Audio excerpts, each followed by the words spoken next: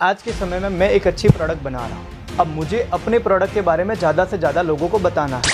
ट्रेनिंगमध्येच एका स्टुडंटने त्यांच्या बिझनेससाठी जवळपास ऍक्च्युली त्यांचा लोनचा बिझनेस आहे, सो त्यांनी 5-5 CRच्या लोन प्रोफाईल डिस्बर्स केलेल्या आहेत. फक्त आणि फक्त पेड कॅम्पेन थ्रू त्यांनी लीड्स काढले. मी नेहमी म्हणत असतो की डिजिटल मार्केटिंग फक्त स्टुडंटसाठी किंवा हाऊसवाईफसाठी किंवा वर्किंग प्रोफेशनलसाठी नाहीये, बिझनेस ओनरसाठी सुद्धा आहे. ते सर एकटे अलोन त्यांचा बिझनेस रन करतात. ऑफकोर्स त्यांनी बाहेर पण कामं दिली, टीम पण ठेवून पाहिली, पण नो परफॉर्मन्स. परंतु स्वतः शिकल्यानंतर ऑटोमेशनमध्ये त्यांनी स्वतः कॅम्पेन लावायला सुरुवात केली आणि ट्रेनिंगमध्येच त्यांना जवळपास इतका चांगला प्रचंड प्रतिसाद आलेला आहे.